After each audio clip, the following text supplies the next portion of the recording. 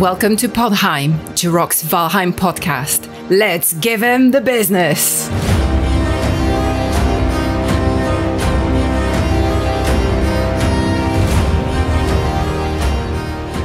Hey everybody, today is March 16th, 2022. I'm your host, Jiroc the Viking, and joining me today are my fellow Vikings, Thorin, aka Metarune.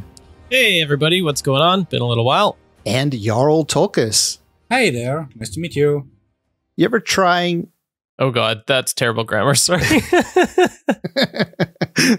ever try reading? You ever try to enjoy... To read? Try to read. Okay, there we go. I was writing while we were talking about it, and that's what happens. Well, yeah, I saw it there, and I didn't write it, so I just thought I'll give it a read and see if it works. And right away, I failed. Over 30% of all adults cannot read or write properly. Okay, here we go. You ever try to read the lore on a runestone when a boar sneaks up on you and gives you the business? Well, that's what we're going to do today. So before we get into our interview today, we have a special guest interview coming up on the show here. I want to talk about a little Valheim news. And did you guys see they released an image or actually a whole video of building a new bow that's going to come out with the Mistlins? Yeah, the bone bow. Yeah, the bone bow was interesting. In my thumbnail that I used, I made the bow look a lot more glowy than it is, just so it would stand out in the picture, in the thumbnail. But if you look really close on the video that they show, it does seem to have a little bit of a glow to it, almost kind of like the glow is sort of spinning around the handle. Did it look like that way to you? Yeah, I noticed that as well. Interesting that it's the same color as the Draugr I would have hoped for a different color with the glow, but cool nonetheless. Yeah, guess it's just they have this color scheme they have to use. I don't know. Yeah, so it makes me wonder if there's going to be silver involved in that too, because I remember one of the interviews we did with Grimcore. He said that the glowy weapons were that way because of the silver. So they kind of used silver as, a different weapon from the other weapons. The weapons that don't glow, the weapons that do glow sort of have that silver as a component, because it was considered magical in the realm of Valheim. Yep, except for the porcupine. It emanates light. I don't know if it's really glowy, but it's got the same coloring, even though it's iron based. But yeah, interesting. Yeah, it makes me wonder what happened to the poor silver sword. Yeah. Guess people did not like it. I think our guest has arrived. Hello. Hi, can you hear me? Hello, Lee. How are you? Oh, I'm very well, thank you. Yeah, I'm sorry about the confusion over the time. Oh, that's just the world being stupid. The world is stupid like that, isn't it? I know, it is. Yeah. Well, I'll introduce. We'll introduce ourselves to you real quickly before we get into the interview. I'm Jiroc, and I live in California here in the United States. And yes, we do the silly time change thing, I guess, before the rest of the world. So sorry about that. Although I heard that the U.S. just voted to finally banish it or keep it on all the time. I don't know. That's what I heard this morning. That's just going to confuse me even more. I know some of the world does it and some of the world doesn't. And then, so I have two of my admins, my server admins here with me today. Thorin, would you like to introduce yourself? Let them know where you're from. Yeah, sure. I am Thorin on Jiroc servers. I'm also a YouTuber under the name Metarune. I am in BC, Canada. So basically straight north from Jiroc. Yeah, good to meet you. Happy to have you. Hey, yo. And yeah, my name is Tolkas. I'm also one of the admins, and I am from Germany. Well, it's good to meet you. Thank you. Thanks very much for inviting me. Oh yeah, you came highly recommended by Robin, so we thought, oh, how wonderful. And we love the lore in Valheim. It's one of the things that makes the game so much more immersive. And a couple of us here really enjoy doing some of our own creative writing. So we were super excited to hear that you would be up for an interview today.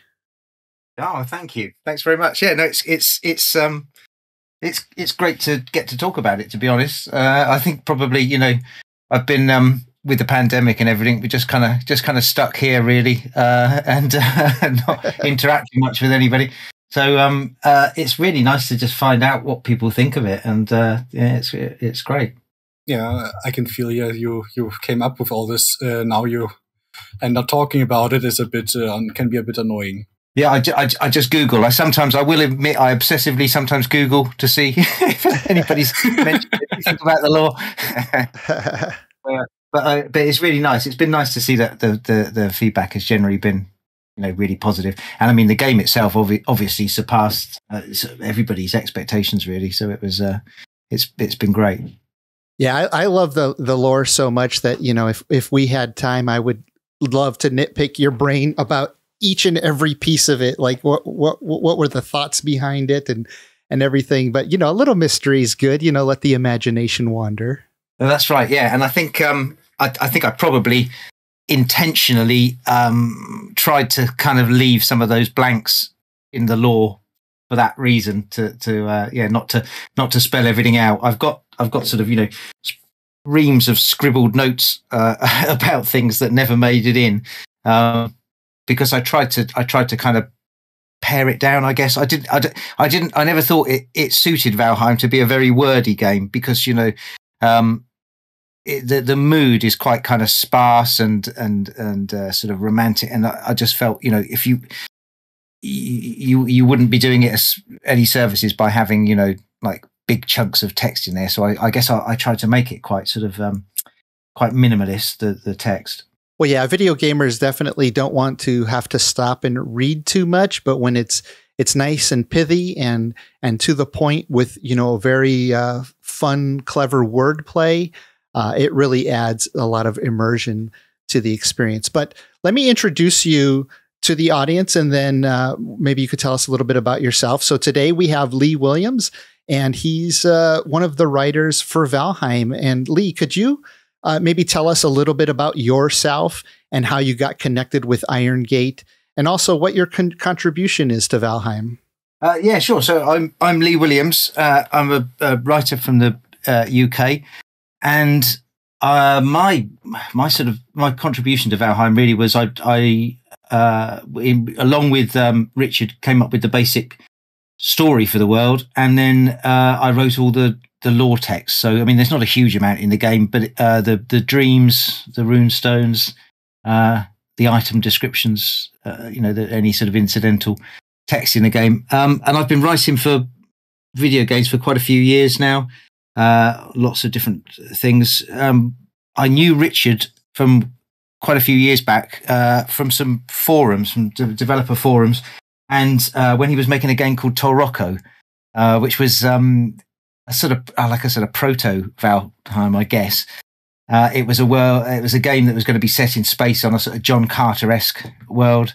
I'd still love to see him do it one day, but I think as I say, it was more like a dry run for Valheim. And anyway, I sort of reached out to him and said, would you like any writing for that? And we worked together on that for a while, and then eventually he went off to make Valheim. He asked me to come on and do some of the writing for it. So that was how I fell into writing for Valheim, really.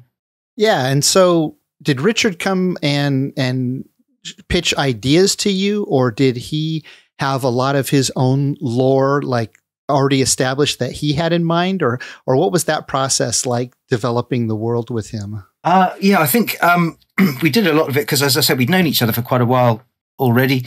And so a lot of it was just sort of through conversations. He already had, he's very good about having a really clear vision. So he knew what he wanted the game to be.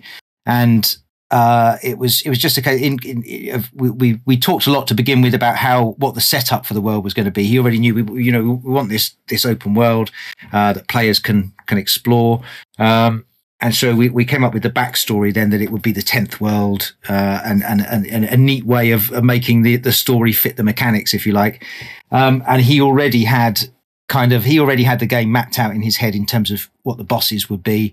what the biomes would be, and so on. So then it was a case of me kind of adding the lore to that, so that was all sort of already in place, and then I just had to come up with the reason why it was there, so to speak. One question would be, who are the characters? Ulf, Harold, the Frida, and Bjarni. Like, what's their origin story? Where do they come from? Okay. Ulf is me, essentially. That's my character in the game. And when I was first writing, before it was released, and I would play the game, I would play the early builds, and Ulf was the name I gave to my character. And essentially, when Ulf grumbles about things, like he's built a home in the swamp, but it keeps collapsing, and he's getting attacked by things all the time. That's basically just my experiences in the game, because I'm not very good at it, or I wasn't very good at it. So I would die a lot and get grumpy and think, oh, I've got to build a house somewhere else now because this one has been wrecked. So the Ulf is just is just sort of me almost telling the story of what I did in the game. And I guess I used to also, because to begin with, when I was having to describe things, bosses and so on, I would use the cheats to spawn them quite often, and I was always doing stupid things like spawning them next to my house, and I would have like 3 elders like wrecking my house in a huge fight, and so I got to I spent ages building that. What was I thinking of? Why did I do that? And I've got to move on somewhere else. So Ulf and his grumpiness is kind of me. The other characters, I don't want to say too much, because there's still things I would like to do with those characters and with their kind of story arcs. But the idea, obviously, is that there are other Vikings like the player who found themselves transported to Valheim at different times.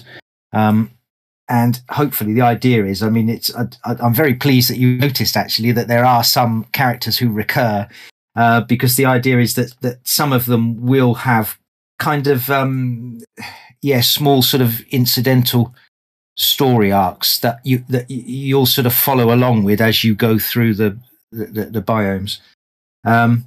The inspiration for them, I guess, is, I read a lot of history and folklore, and so I think the inspiration for Valheim was from the kind of from the sagas, the Norse and Icelandic sagas and the Edda, and they're sort of loosely based, some of them, on characters from those stories. Mm-hmm. So do you draw inspiration from Norse mythology for the Runestones?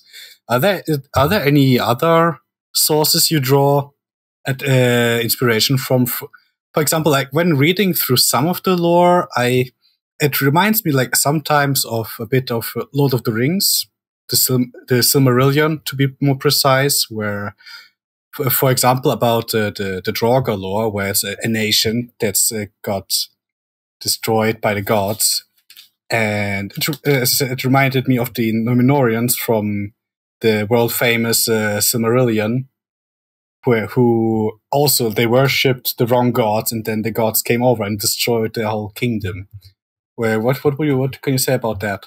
Yeah, I'm a big Tolkien fan as well, and it's been a few years since I read the Silmarillion actually, but certainly I think it's kind of in my makeup as a writer that I will draw on things from writers that I've really loved over the years, and as I said, I'm a big fan of Tolkien, and I think also I guess some of that also is, I think a lot of Tolkien's influence as well. He drew heavily on the sagas as well as on works like Mabinogion and things like that. So I think probably I look a bit to the same sources as he did, but I'm sure I also probably have a lot, draw on a lot of things from Tolkien as well. I didn't think specifically of the Numenoreans in that. I'd forgotten that about the Numenoreans. That's a very interesting comparison though with the Draugr.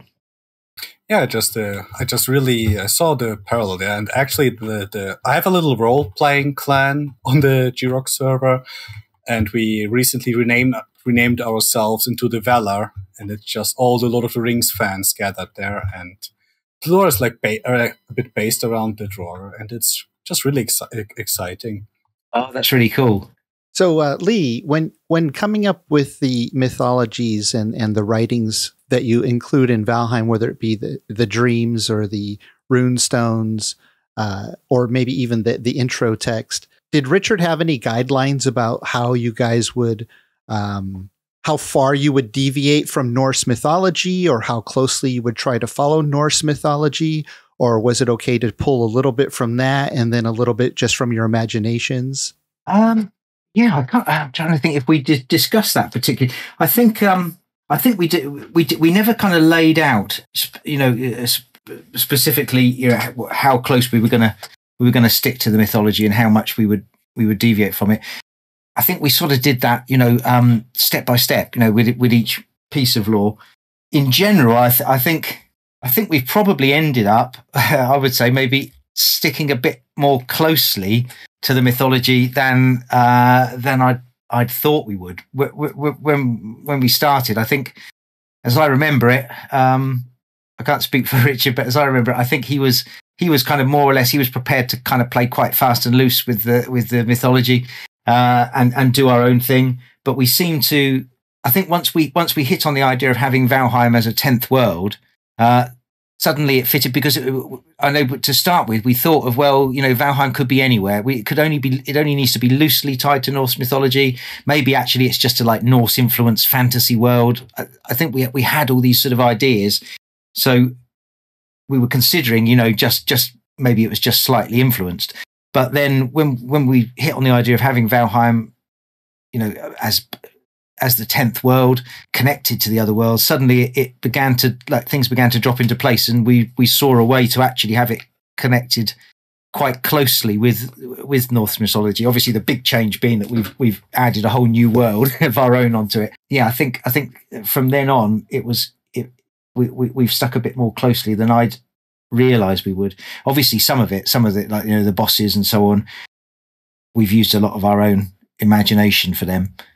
Yeah, I was thinking that once the 10th world, when I first, learned about Valheim and learned that it was the 10th realm, I could see the similarities, some of the relation to Norse mythology, but because it's its own world, it's a sort of its own fantasy world, you could pretty much introduce anything that you wanted. And it seems like we do have some of that in the game, both from the mythology, but then also the creatures in the game.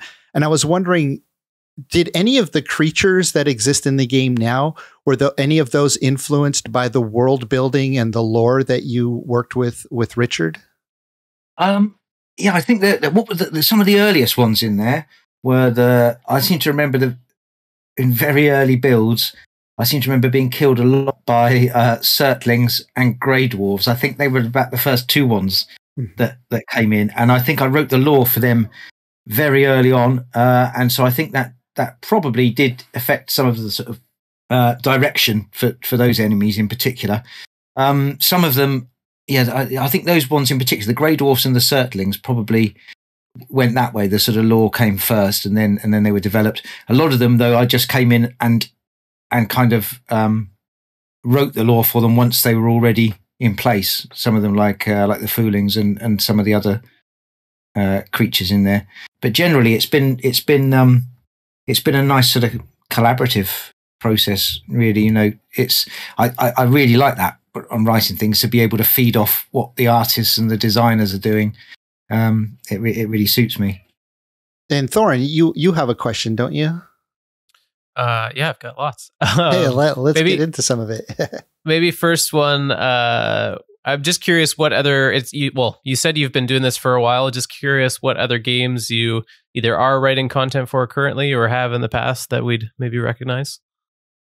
I've written some interactive fiction for Choice of Games. I've worked sort of freelance for lots of places for Ubisoft on Trackmania Turbo. I wrote Fistful of Gun for Devolver Digital. Working on a bit on PC Building Simulator and a couple of other things, which unfortunately I can't. I'd love to talk about at the moment, but I can't talk about. Mm-hmm. I was involved. I would love to know what the lore is like in PC Building Simulator. actually, it's quite fun because it's just it sounds like it wouldn't be the most interesting game to work on, but as you know, as a writer, I mean, but it's actually great because what I do for that mostly is write like ridiculous, quirky emails from people who want their computers fixed. So it's like a really nice writing exercise, and they can, because there's no art involved or anything. They can be like as silly and ridiculous as I want. So it's quite a fun. It's actually quite a fun one. But so I've done lots of little bits over the. I was involved with Return of the Obra Dinn as well. Language work on that. So yeah, all sorts of bits and pieces, really. Nothing huge. I don't think Valheim was the first thing that I've been associated with that was like a real breakout hit. So that's been really nice. Cool. Yeah. Congrats. Do you lean towards any one genre, or do you like writing for anything and everything? Anything and everything. I think I love variety. So it's I'm happy to. I do like I like the kind of epic.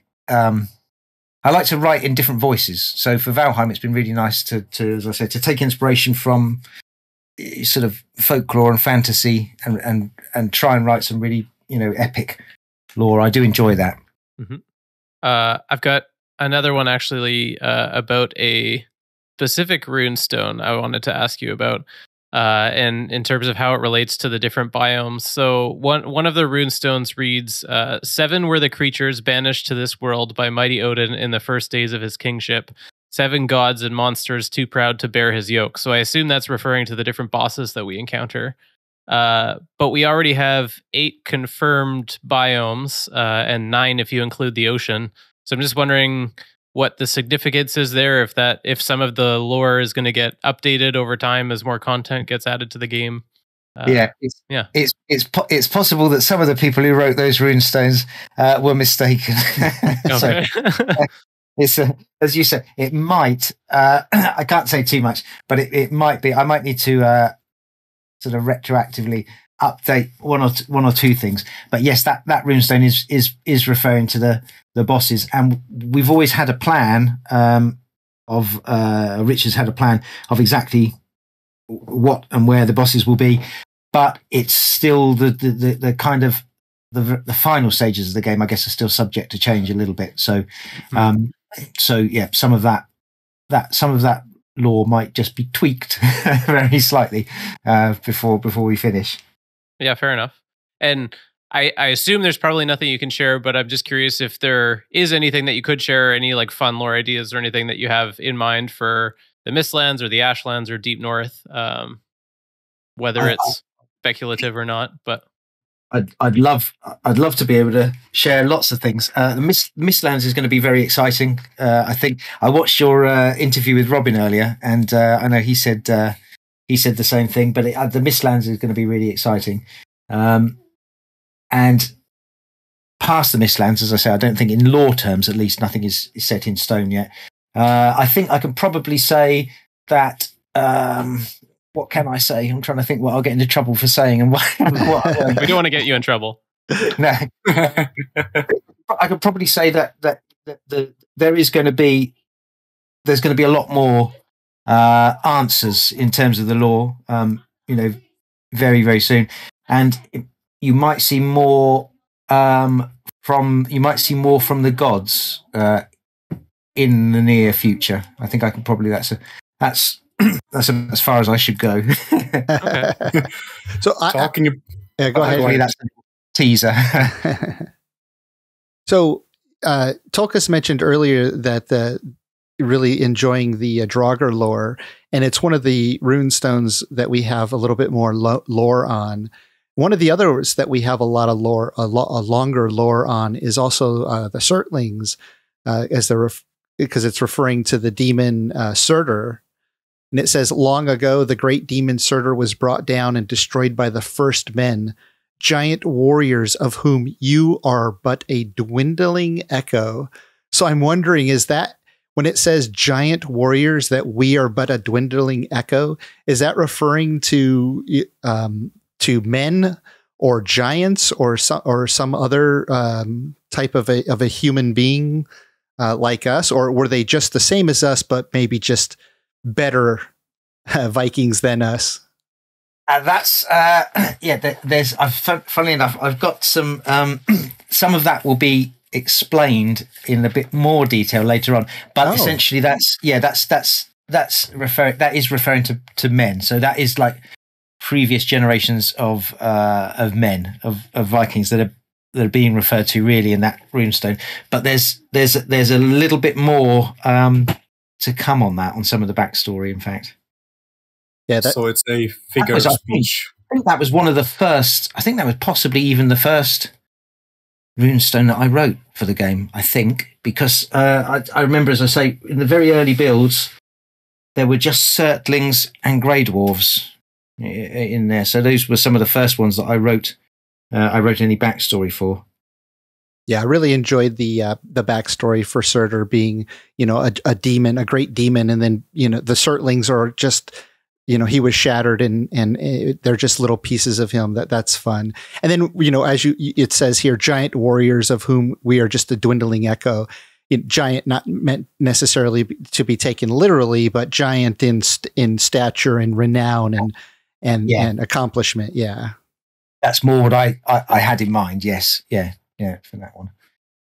But they were fun to write, particularly the Surtlings and the Grey Dwarves, the enemy, descriptions. Maybe that's a bit of a teaser for what could come in the Ashlands. Maybe Surtur will be reborn. Who knows?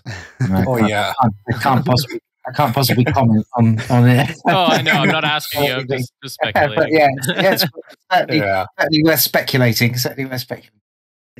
Yeah, you have to be careful. We love to speculate and not reveal anything. Oh yeah, it's fun on our part to speculate because that's one of the fun things about the lore in general is that there's only so much information there, and then it lets our imaginations run wild with the possibilities or the things that it implies. Oh, that's great. That's really satisfying for me to hear that, because I think that's what I was hoping for with the lore. Really, that, as I said earlier, it would have that sort of. It'd have that sort of blank space, and I think that's what I like a lot about some of the sort of the stories and the folklore that inspired me, is that there is that I wanted to try and like copy or fake that same feeling of a full world that doesn't try to explain itself to you in every detail, but you get just enough that you feel the presence of more going on behind it, if you like. Mm-hmm. Yeah, I love how... Oh, sorry. No, carry on, do. I was just going to say, I love how open-ended you've left it, and it's very descriptive without using too many names. Like, that's the problem with a lot of world building that I think a lot of other games have, where it's talking about, like, oh, this guy of Galdebrand of blah, blah, blah, and you're trying to manage all of these different names in your head, and I think you've done a great job of building the world and giving an environment without having it to be mentally taxing to try and remember everything that's going on, if that makes sense. Oh, thank you. Well, no, I really appreciate that, and I think I feel the same in a lot of games. If there's lots of names, of places and people, I just kind of, my eyes glaze over a little bit. Because, unless you're already invested in those characters, just hearing that this person fought with this person, and then they were there and they made an alliance with these people.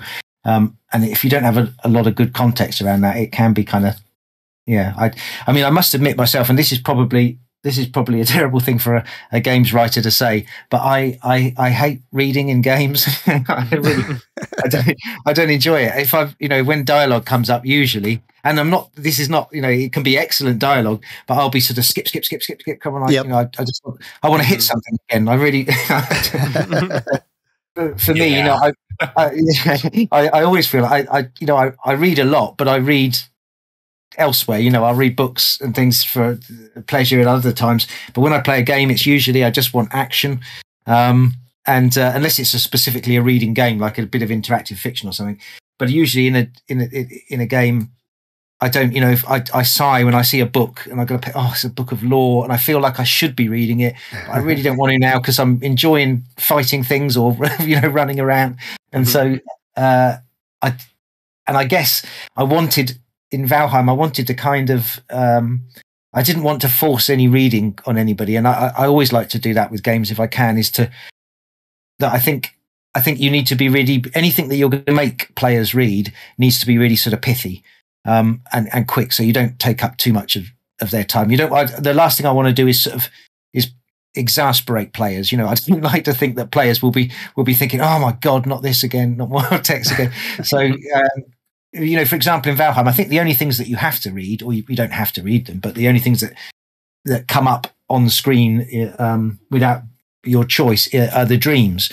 But then it seemed for them, I think I suggested them to Richard to begin with, because it just seemed like there was a pause there anyway. So, to start with, it was just like a row of Zs and a kind of 8-second or whatever it is, pause between days. So it seemed to me, you could, I could probably squeeze a little line of something in there just to give it a little bit of flavour. And that won't bother players too much because they've got that pause anyway. So I think that's the only thing you have to see in Valheim, and everything else, of course, is just like on the rune. You can read a runestone or not if you want to.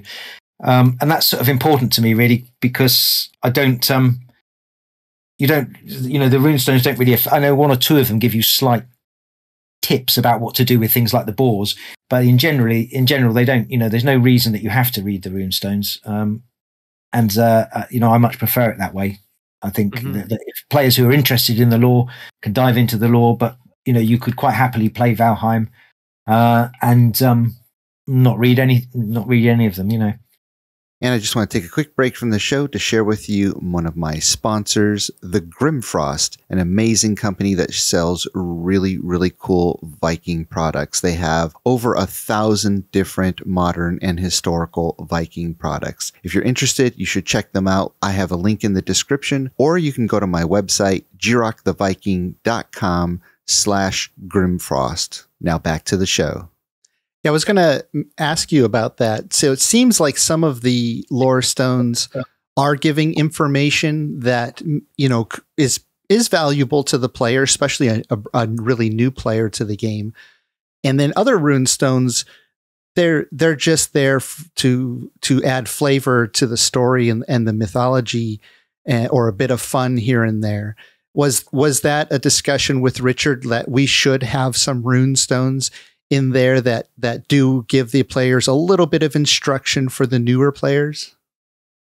Yes, there were a couple of times when I spoke to Richard and Henrik, and they more or less said, the only one that comes to mind now is the boars, but I know there were one or two others. But they said, can we put in a little hint about the boars, and that they can be tamed, for example, and what you might want to do to tame them. So the boar runestone is a good example, and a couple of others as well, I think. But they did a couple of times request, can we maybe hint towards this on a runestone? And a couple of times also, I think I've adjusted some runestones from the start, because there were one or two that I wrote that seemed as if they were instructions, and they weren't.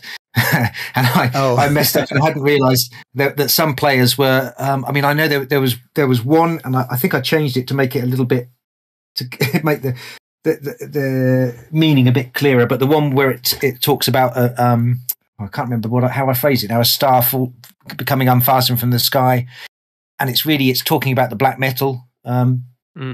But there were a lot of players who stood by that runestone, apparently waiting to see if something was going to fall from the sky at that point. Oh no! I felt awful. I thought, no, that's not what I meant. I didn't want anybody to be wasting, ages stood by it in case something falls out of the sky.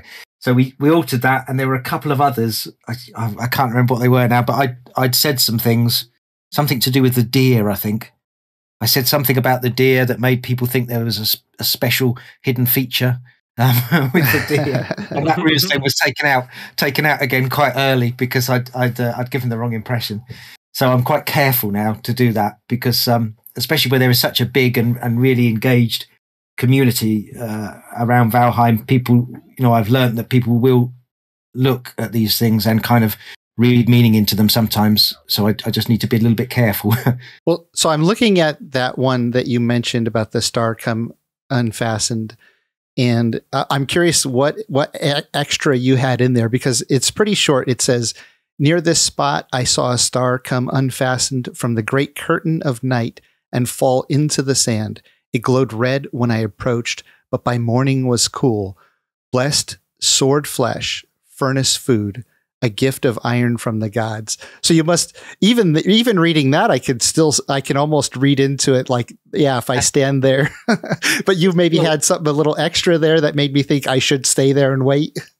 It was. I can't remember what it was. It was something. Did I say something that near this spot, that's something that they regularly fell or something like that? I have a feeling I first phrased it like that to give the impression that, if you wait around here, they'll definitely be falling from the sky. I can't remember what I said now, but because it's still, I think as you say, you could still interpret it that way. So I can't remember what it was before, but it was worse than that. It was. Well, I do know one sort of mythology in the player base that goes around. People think that if you stand next to the boar runestone, that boars will continue to respawn there.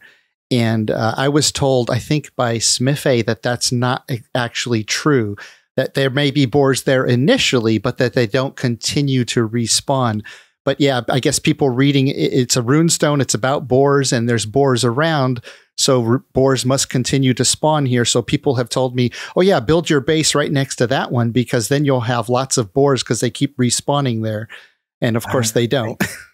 They don't. No, that's right. And I think I think I'm right in saying you'll probably know that they are usually around that runestone to start with when you find those runestones. But yeah, I don't think they respawn as far as I know. No. Yeah, as players, we definitely read into things without like reading super carefully, like because maybe I don't think the runestones alludes to the fact that they respawn, but it talks about boars. There's boars already there, so well, as a player, we just assume that more boars are going to be there. It's a fair assumption, I think. Yeah. Well, Thorin, you have another runestone question, don't you? Yeah, I was hoping you could validate or confirm what this one is trying to explain. So this runestone is found in the plains, and it reads, "Beneath the ground are the halls of men and women long since gone, ancient tribes who lived in Valheim even before the Allfather turned his eye upon this place. Delve deep to find their treasure, but beware, some amongst them do not yet know they are dead." So I was thinking this is referring to the Draugr, based on their longer runestone, or maybe it's talking about the treasure ships that you can dig up in the meadows. But it seemed odd to find this in the plains where there isn't really any undead or any, halls of men and women beneath the ground. So I'm curious if you could elaborate on that one a little bit. Can I make a guess before you answer the question? Yeah, of course. I believe I would say it's like a reference to Yagluth. That's the only undead buried in the ground I can think of in the plains. I'll go ahead. Yeah, no, it's the backstory, if you like, the lore that I have in mind for that. I don't mind sharing, which is that in centuries past, because obviously Valheim has been, it was eons ago that Odin had exiled the Forsaken to Valheim. So in the intervening centuries, there were whole kingdoms which rose and fell in Valheim. So more on this will be revealed later. But so there were kingdoms of men, and the Draugr are now the remnants of those whole civilizations, if you like, have risen and fallen on Valheim. Mm-hmm. And Yagluth as well, in particular, the area where the plains is now, because the tribes that were ruled over by Yagluth would have existed there. And I think there's a runestone with some backstory on the Foolings as well, which talks about how they once had built cities to rival the cities of men. So yes, as Torka said, it's kind of also referring to to all of the races that used to that once had cities and kingdoms on Valheim. Okay, very cool. Thank you. But there will be more being revealed about that very soon, I think, actually. or quite soon. I shouldn't. Soon, TM. To put a time scale on anything. Very soon. You've heard it here first. Well, so you mentioned, some of the characters that are recurring on the Runestones, Ulf being yourself. I noticed that Harold, where Ulf is sort of the one who, is maybe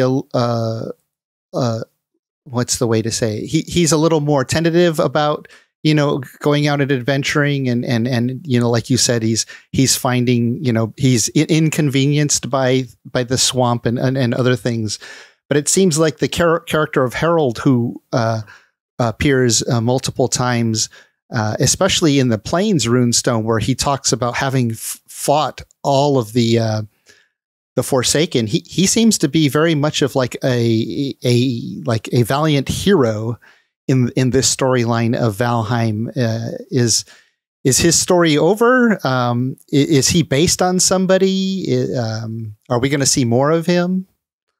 Yeah, I think if Ulf is me, then I think Harold is what I would like to be, because he's got it together. I think there will be more reference to him, he's got a better handle, I think, on surviving in Valheim and fighting the various monsters, as opposed to Ulf, I think, who mostly would prefer not to be there, would like a quiet life if he has to be there. So, but yeah, Harold is, I think, closer to kind of, some of the great heroes of the sagas, what you would normally think of as a Viking hero. So he's much more of a heroic figure. And I do have, as I said, I've got sort of story arcs in mind for, this is purely in my head, so this would be a surprise to Richard as well. So I can't guarantee that any of this will make it in, but I have in my head got sort of story arcs for what I would like to do with some of those characters, and the recurring Runestones.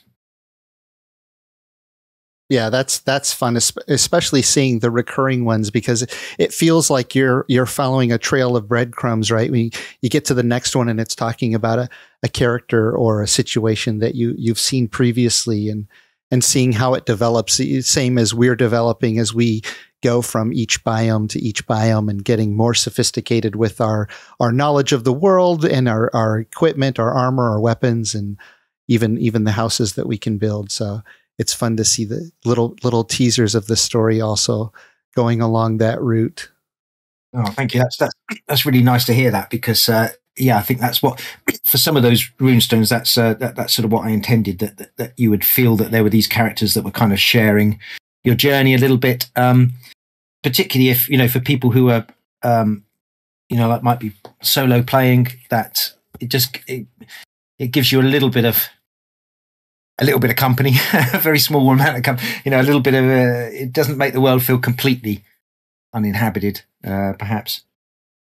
Well, yeah, I think I was just going to say it's like you're following in the footsteps of great warriors who've come before you, and perhaps you get to experience some of the greatness that they did as well. Yes, yeah, that's right. That's what I would hope for from them, really, to give you that feel. Yes. Yeah, and I was going to say for any listeners as well, if you haven't been super persistent about reading the Runestones, or if it's just been kind of a here and there thing, I would suggest you go have a read through all of them on the wiki, because it actually really pulls together the whole story. I've just kind of randomly read them here and there throughout my playthrough experience, and actually reading them one after another, kind of going from biome to biome, has really brought the story together for me. So yeah, highly recommended. Thank you. There was a lot. I don't know if you noticed, there was a lot introduced in Hearth and Home. There was probably, I think, more or less as many again as there was at the beginning of the game. Oh, wow. Yeah, I remember seeing more of those stones. And whenever I do my live streams where I'm just running around playing, I actually make an effort to go over to every runestone and stop and read it to my audience, because I don't know if they've read them all, and so I'm giving them a little piece of, or the lore if they haven't seen that runestone yet, and plus I just love rereading them again as I come across it. I'm so much about like the immersion. Like I love to run around, and I don't like go fast in the game and try to make like kill all the bosses and do everything quickly. I just kind of like, I almost enjoy just running around and taking my time. And when I see a runestone, it's like this little Easter egg. Ooh, look what I found. And I'm going to go read it. I don't care if I've read it 100 times. I'm going to go read it again. Because it's just fun and part of the immersion. Oh, that's great. Yeah, and I think I play like that as well. I think I'm quite. I don't tend to rush through it. I tend to spend a lot of time just sort of tinkering around in the same area. I mean, it is a lovely game, for that style of play. Well, it suits lots of styles, I think. But I'm probably quite similar to you. At the moment, I've been playing it. I'm playing it with my son. And he hates the Runestones because I always make us stop. And I said, "Look, come quick, come on, what your dad wrote." He said, "Oh, I don't want to. I don't care. I don't want to read another Runestone. I just want to go kill stuff, Dad." He just wants to kill things and build mazes. He builds crazy mazes, and every time I return to it, I'm like, "What's happened to our house? Why is it? Why can't I get in the door I used to get in?" I'm seeing a bit of a controversy there. You said a couple of minutes ago something about not forcing players to read the Runestones. At the same time, you force your son and look up if people are reacting to your Runestones. It's a different rule for family. I do force him to read them, but no, we have. I might even shamelessly include his Viking as a character in one of the future Runestones because we've been having a lot of fun playing it together just recently. That's fun. Hey, you got to make him listen to this podcast too. Yes, I will. Yeah. We have lumberjack fights sometimes. I don't know if you've ever had a lumberjack fight where you have to try and like one of you stands still and the other one tries to get trees to fall on them. You take it in turns. I've not, but it sounds fun. Yeah, we've been having a lot of lumberjack fights just recently. That's our favourite thing at the moment. Sounds like an event we could do on the server. Just yes, competitive lumberjack fights. I would happily come and participate in that. I think I'm quite good at it now. So you need to get Richard to add a red plaid shirt to the game. Yes. Yeah, I'm making a note of that. He'll ignore me, I know, but I'm making a note of it anyway.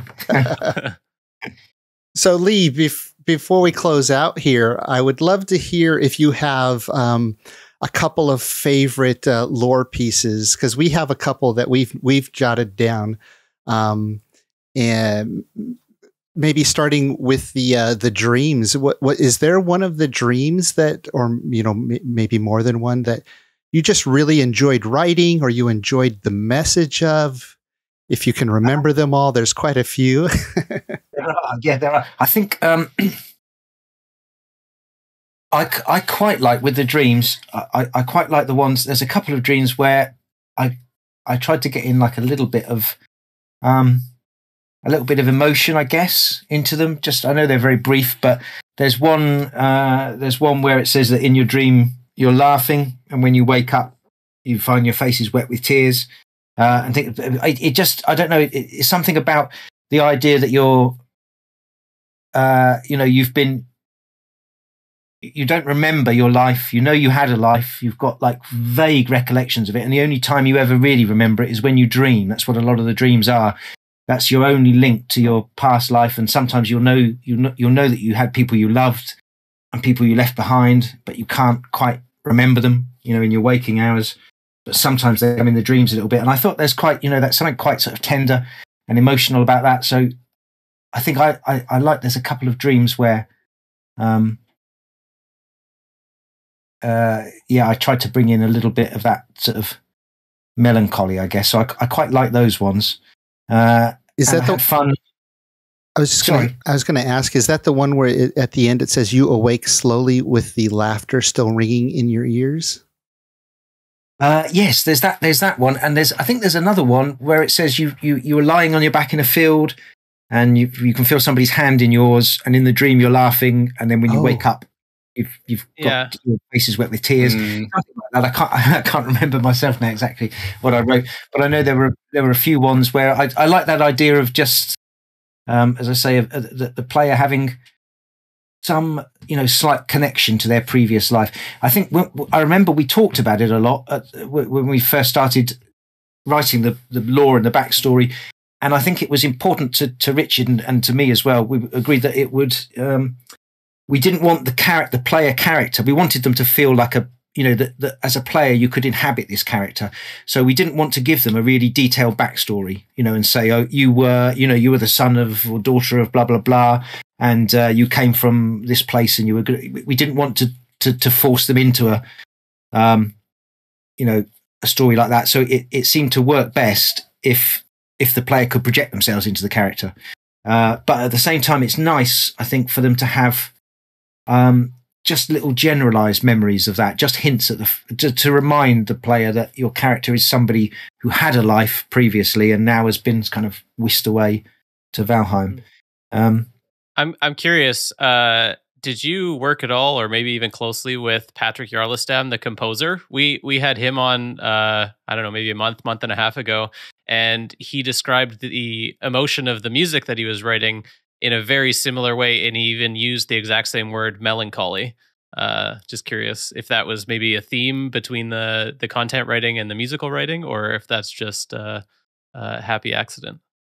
That's really interesting to hear, because I guess it's mostly a happy accident, but it comes from the same place, I suppose, because we would both have been playing the same early build, and I think, it looks gorgeous, Valheim, and when you're first there in the meadows and so on, and it has that feel, something like quite romantic, adventurous, but also a little bit sort of, I don't know, a little tinge of melancholy and nostalgia to it as well, and really sparse and open. So we probably got the same sort of thing from the visuals. And then I have to say, Patrick's music was then later really instrumental in some of the things I wrote, because when I wrote a lot of it, I would write it sitting in the game, so to speak. I would have Ulf sitting on a hill somewhere, and I would often, have a document open while I was playing the game and be writing things in that. So Patrick's music then was also quite inspirational for me. So I think that helped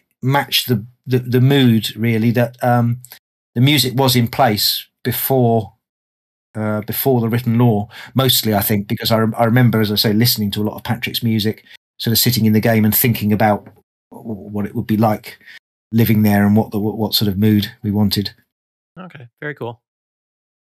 Yeah, it's super interesting that the story took that shape, that we're all warriors from another world, Midgard, and whatever adventures we had there, or life we had there. It's sort of it's a muddy dream, right? Like, we're only reminded like in hints in our dreams, and that's the melancholy. Like, we feel like a sense of loss of something. And, maybe if players really get into it, they could like write up their own backstory of who they dreamt that they were. But even if they didn't, there's that hint that you did have a life before this. But now you're here and you're having new adventures, but probably the little bit of melancholy is the people that you've left behind and the things you've left behind. But of course you're here and you're doing this for Odin. So, it's all for the greater good and for, and ending up in Valhalla in the end anyways, right? Yeah, exactly. Hopefully. Yeah, hopefully. But and I think, and that's the other angle to it. I think the other side of that is, and I wrote some of the Runestones with this specifically in mind, is that the other thing about Valheim is just the sense of adventure. You're out in the open, you're on a boat, you've got the waves splashing, you've got, you can't die completely. You just keep being reborn. So it's, you can take risks, and you. The other side of the coin to the melancholy is that the melancholy is really only a minor note. The main thing is the sense of adventure and freedom, I think, in Valheim. So I tried to kind of write some of the Runestones to capture a little bit of that as well. That just that idea of sort of being free, like with a whole horizon in front of you of adventures to have. Yeah, I think it definitely plays out that way. I feel like I'm here in this world, and there's so many exciting things to be had, and like I mentioned earlier, following in the footsteps of some of the other brave adventurers hinted at in the Runestones. Yeah, and also I think like if you would have just written about adventure, let's go explore and maybe kill something on the way, that's not like really fun to read. But then when they have the bit melancholic side to this whole story, I think this adds a lot of depth to the game. And I remember when I started to play the game and I had my first dream, and then I remember the dream you were talking about, because I had to cry a little when I was reading that the first time. So it just something. That's great job there. Oh, thanks. That's really nice to hear that it kind of does people connect with it like that. So we talked about the dreams, the lore that we see when we're dreaming, and maybe anybody who's listening to this might take a moment to stop when their character goes to sleep and read the dreams. Of course, on a multiplayer server, nobody ever gets to sleep, so they don't get to see the dreams, unfortunately, regularly. Oh yeah.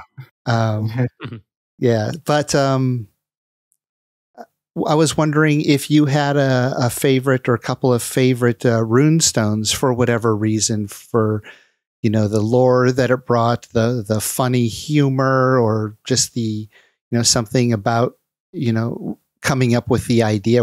Any lore stones stand out in your mind as favorites? Let me think. There's I like the lore for the Grey Dwarves. That was, as I said, that was one, along with the Surtlings, one of the first ones I wrote. I remember I enjoyed writing that and thinking about kind of what creatures they would be. And there's some of the later runestones as well. There's one with the beard fight. I can't remember how I phrase it now. Two of the Vikings who come before you who have a fight to determine whose beard is best. I remember enjoying writing that one. Let's see what other. It's very hard for me now to remember offhand. There are quite a few, yeah. Somewhere, but I'm actually trying to find the one about the beard, and I'm not. The search term beard is not popping up. The only one that's coming up that has the word beard in it says, "This place was too hot for Ulf. A man used to brushing snow from his beard. He carved this stone and moved on." Yes, that's not the one I'm thinking of. I'll get you the one I'm thinking of. If I can find it, there must have been another word used for beard then for the other one. Unless is that in the wiki? It is in the wiki, so it might not be completely accurate. Yeah, I know it's in the game, but there's one that says upon this spot, Otho and Bjorn fought a mighty duel to decide who has the finest beard. Now I, Bjorn, must carve this stone to say that the beard of Otho is as bright and beautiful as a cornfield in summer. May Almighty Thor tear my own beard from my face if I lie. Oh, I don't know if you've seen that. That one's not on the wiki. Right, that's not no. So there's a couple, I think, from Otho and Bjorn in there. There are another couple of recurring characters. Interesting. Yeah, Bjorn isn't anywhere in the wiki. And I'm sure I've read one with Bjorn on it. Yeah, but you're right. Yeah, there's now I'm going to have to go searching. Yeah, there are a couple of omissions from the wiki, I think, that are definitely in the game. But yes, I like that one. I like writing the ones with Ulf as well. As I say, that was kind of my own journey, muddling through the game. We did think at one point, and it's possible it might still happen in the future, that because for me, when I wrote them, there were almost two types of runestone. I don't know if you sort of noticed this, but some of the runestones obviously were written are quite personal little messages, things written by warriors who'd been there before you, and some of the runestones are the idea is that they're a little bit older. They're written in a more elaborate style, and they're more to do with explaining some of the lore. They're more like more sort of formal runestones, if you like. And we talked at one point about having them, having a different look for each of the two types of runestones. I mean, I don't know if have you noticed that? Would you think that would that? Have I noticed if they look different in the game now? The runestone? They don't look different now. No, they all look the same. But that's something I know we've talked about previously. Is whether it might.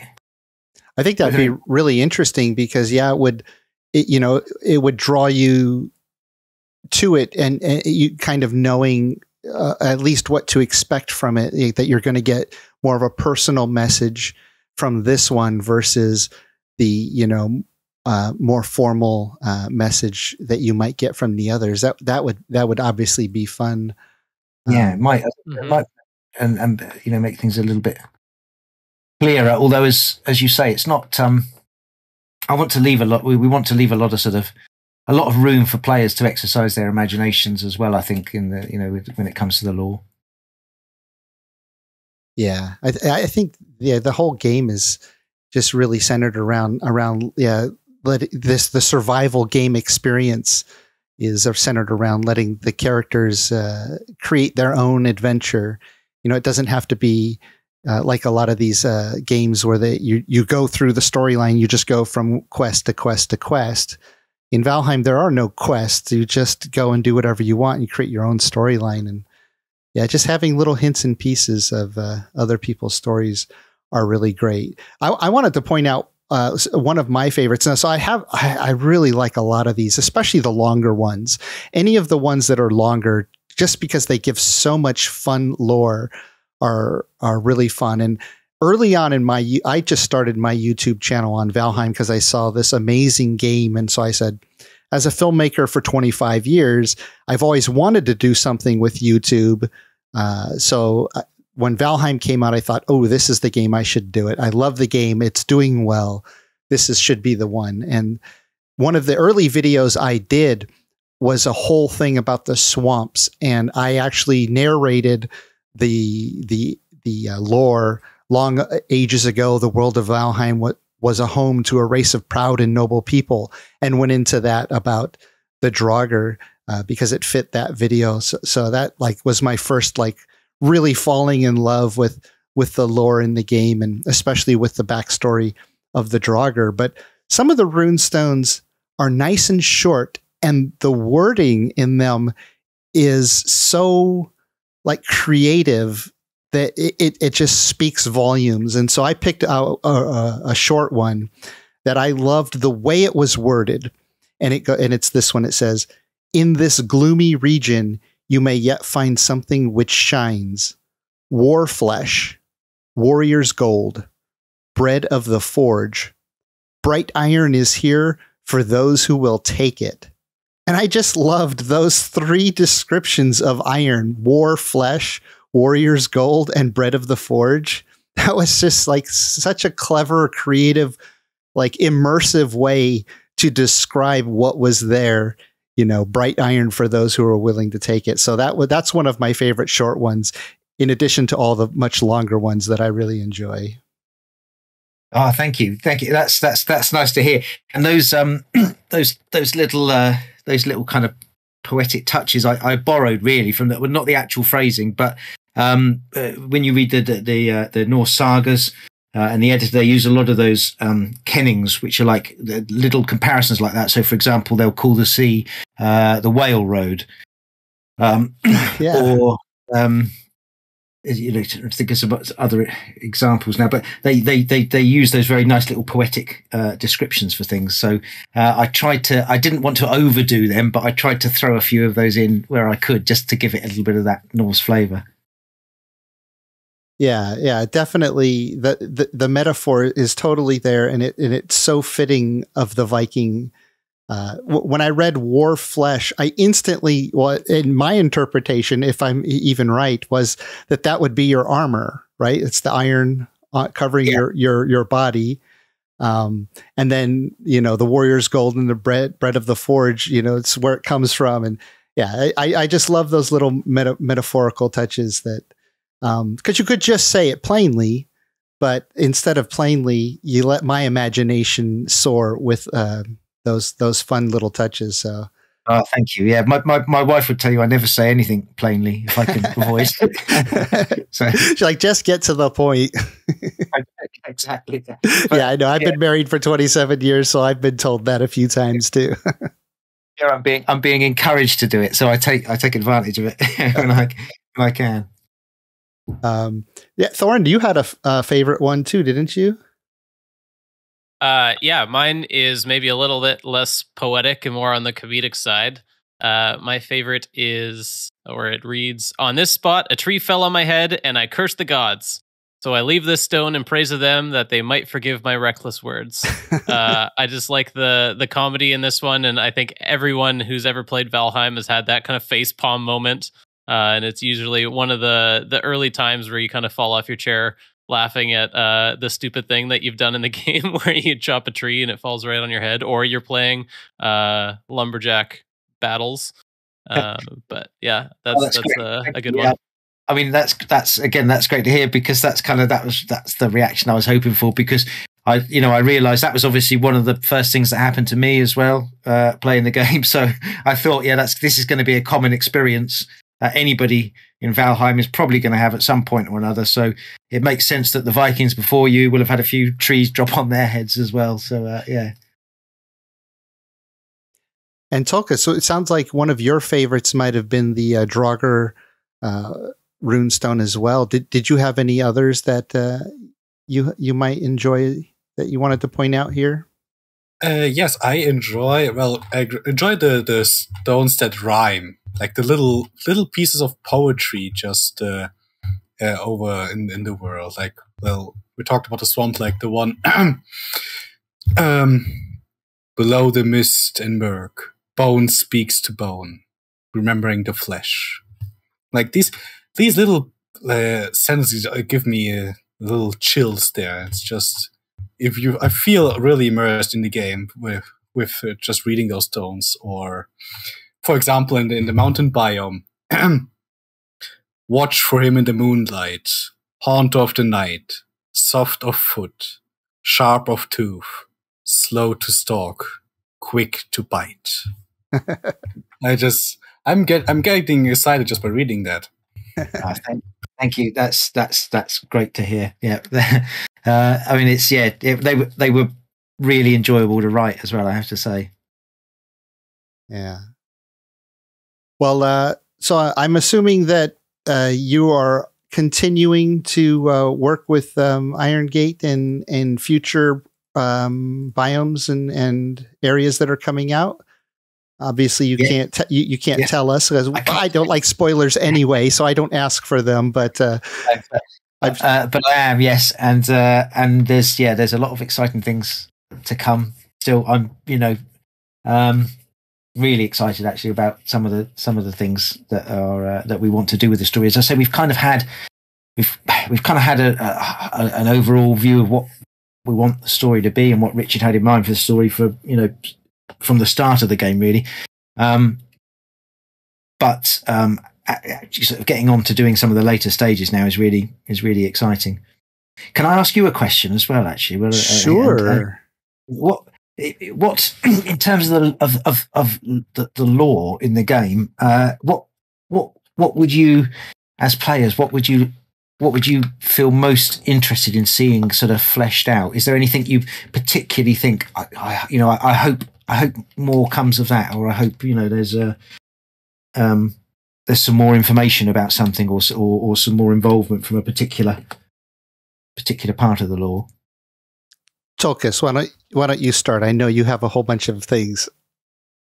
That's the issue I'm having here right now. It's like everything, right? I feel like a kid in front of the Play Store. Like, what should I get here? It's too much. I would guess, since I hope there's some more lore coming for the Ashlands and the Surtlings. Just one thing I hope since you referred to the first men as giants, and I have a little hope that there might be some more things coming for the Ashlands. For example, like actual giants in the game, fire giants, reincarnations of Surt maybe, and I hope we get to more into that direction. Okay.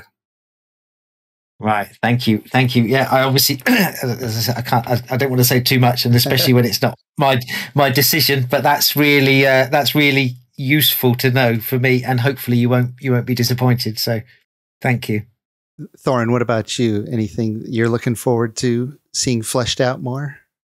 Yeah. I mentioned that one runestone that I was a little bit unsure about, which you clarified, and talking about the past civilizations that kind of built up cities across Valheim, which were then kind of reduced to rubble. I would love to learn more about those, but I would also love if that were represented in some way in the game. It sounds like from what you're saying, we may get a bit of that with the Mistlands update, which I think would be really neat. Whether it's, some new ruins with rune stones to go along with them or something like that. I guess we will see, but yeah, I'm excited to learn more about those past civilizations. I think you. Well, I can say definitely, really, that certainly that in terms of the lore on the runestones, there's more information to come about that. As to how much is, I can't really say personally as to how much it will.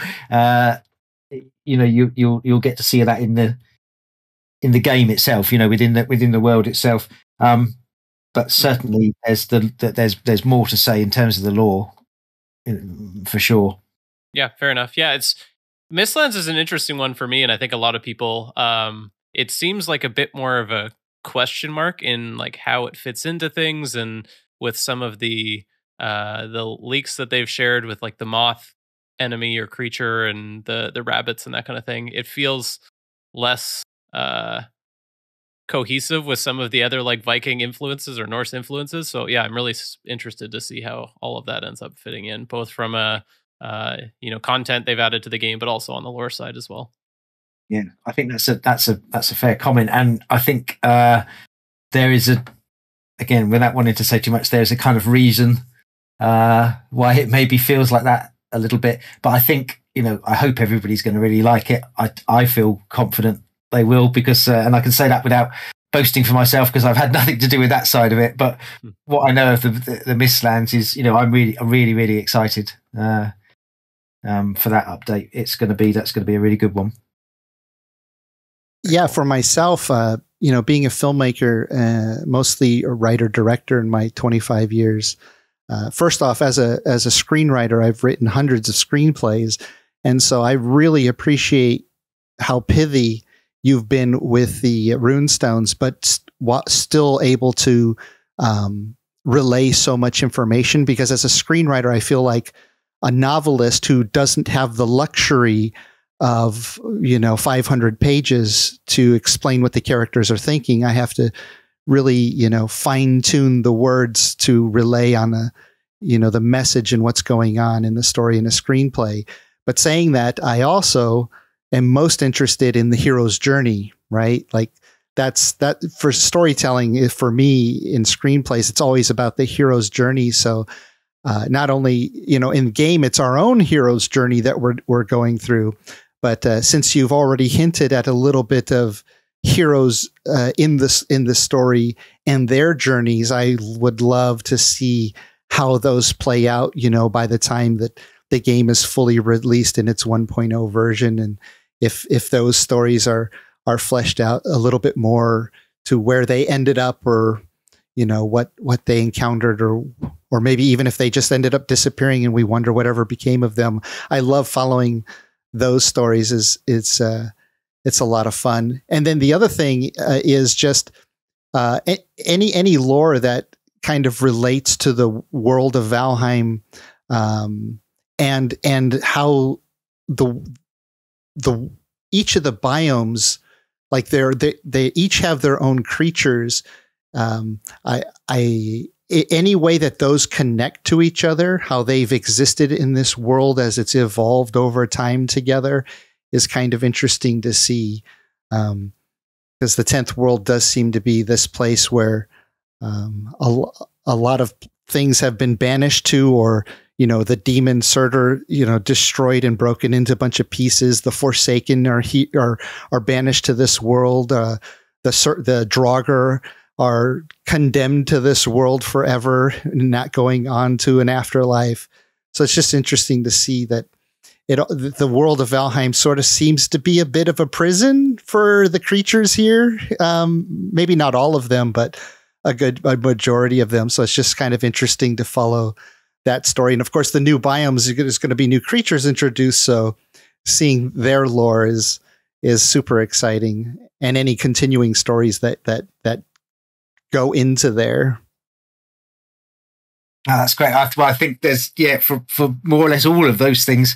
There's going to be that's going to be fleshed out in the future, particularly the journeys of the different characters and the player's journey as well. Even though, as we said earlier, it's your player is not very tightly defined. Your player character is not very tightly defined. So you can put yourself into the role, but there's still going to be, hopefully, what's going to be a very satisfying kind of story arc for the player as well. Once you get to the to the final sort of stages of the game. Yeah. Still a long ways out, but it's fun to go along in the journey. Sorry, but no, I was just because, and it was interesting to hear you say about Valheim as what you're saying about it feeling a bit like a prison for many of those creatures and so on. Because I think one thing I've been very interested in doing is with a lot of the creatures, with the bosses particularly, but with all of the creatures, I wanted to have a little bit of kind of, I don't know if it'd be interesting to hear actually if you picked up on this at all, a little bit of kind of moral ambivalence there, that you're never quite sure if they're really evil or if they're, or if you're meant to feel perhaps a little bit of sympathy for them sometimes. I wanted to give it a little bit of a grey area there. But, obviously you've been tasked by Odin in just destroying these terrible creatures, and they are awful destructive forces. But at the same time, I wanted to, just have a little bit of kind of uncertainty there as to, how dreadful they are. And should you perhaps feel a little bit of sympathy for some of them? I don't know if it'd be interesting to hear if you picked up on that at all. I am a big fan of Norse mythology, and the Norse gods have a bit of a habit of being unjust and just, I'm not sure if I can say bad words here, but you get what I'm saying. Yeah, they can be douchebags sometimes. Let's leave it at that. Exactly. Yeah, they can. And I had this actually with the Draugr. Like, we get the Runestone. They had a thriving civilization, and then the gods came over and destroyed everything. Like, yes. Yeah. Why? What to do's? Come on. Yeah, exactly. Yeah. Well, I'm kind of glad that it provokes some of those thoughts as well, because I think that was intentional to respect. I mean, I don't want to. Obviously, the game is still, it's still, it's an adventure game with a clear goal, and you're kind of, as I say, you're tasked with defeating these destructive forces. But I did want there to be that kind of, for you to have some of those sort of thoughts, like feel a bit sorry for the Draugr, because the gods can be, I insert a rude word here. Yes, I agree with what Tolkien said. When you read the sagas, or I mean most ancient mythology, the gods were never necessarily meant to be sympathetic or particularly caring forces. I think it depends on the enemy type as well. Like, for the most part, yes. Maybe not so much for the Forsaken, and I will always and forever hate Fuelings. Yeah. Fuelings can just go and jump. They're I've got no sympathy for them. Yeah. and Desquitos definitely, stamp on them. Yeah. Well, Lee, thank you so much for sitting with us today and talking with us about all this wonderful lore, and with so much more content to come in Valheim before its official final release of 1.0 in a couple of years. there must be so much more coming, and it seems like I would have to get in contact with you again if you're available and interested, because it sounds like there'll be so much more lore to talk about and the continuing, stories and pieces that connect to each other. So if that's something you'd be interested in the future, I know I'm definitely interested in talking about, the lore and especially with all the new lore that's yet to come. Oh, yes, definitely. It's been a real pleasure chatting with you, and I'd be very happy to do that. It's really useful for me as well to just get some. As I said, I don't get the chance to get an awful lot of feedback on what people think about the lore or how it's how they're understanding it. So it's great to be able to do that. Well, great. Did Tokus or Thorn, did you have any more questions for Lee before we let him go? No, I think we've covered everything. I'm sure we'll have a whole lot more when the Mistlands comes out, but we can leave that for a future date. But it was great to meet you. It's great to meet you. Thank you very much.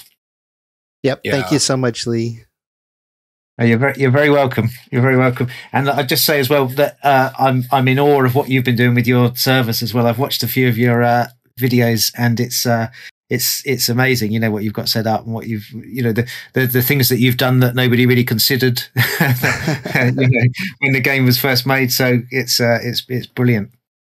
Oh, thanks. Yeah. It's with the help of my admins here. We, we're just in a game of trying to, create content, and Valheim is so rich with that, with the lore that's in the game. So we can add to it, or add our own lore to it. I kind of consider the game sort of more of a template for like a dungeon master of like Dungeons and Dragons or something. It's got all the pieces that we need, and with just a little imagination and creativity, we go in and try to create fun experiences for the players, because there's only so much content in the game right now, and they want to keep playing it. So we try to keep coming up with new things for them to do. Yeah, and it's very satisfying to see that, and to realize as well, just how much the game systems support that kind of freedom of play, which I don't think probably Richard, I certainly hadn't sort of realized that before the game was released.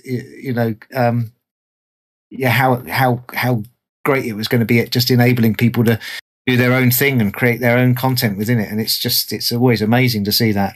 Yeah, I consider myself very lucky that to have found Valheim and to get to be a part of it as it's growing in its early stages. Because I'm 49 and I've played a lot of games, and I have not quite played a game that felt like this, both from the player side and with the possibilities from the administrative side for a server. So it's fun, and this is just the beginning. I can't wait to see how it evolves over the next couple of years.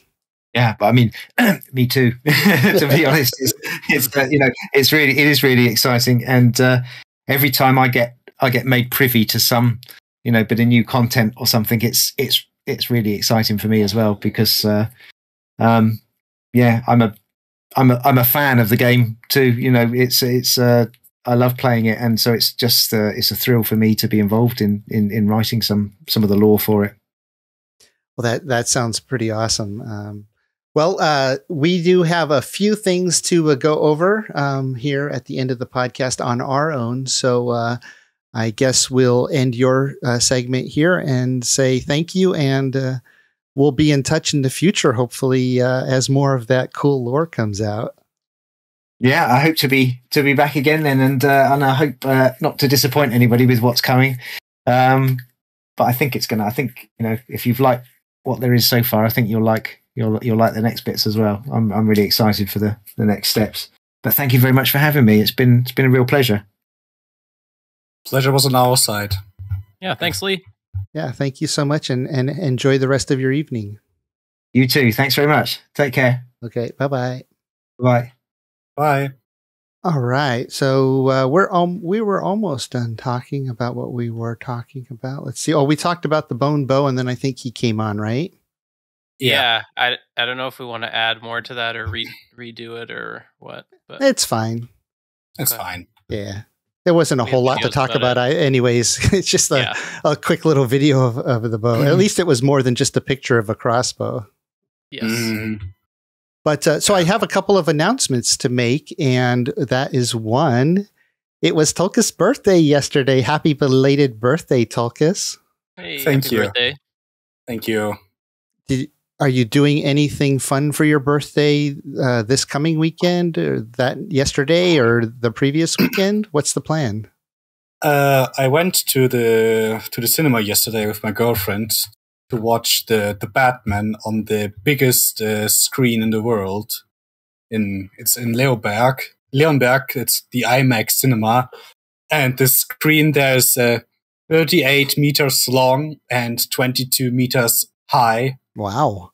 And it's actually you can Google it's the biggest cinema screen in the world.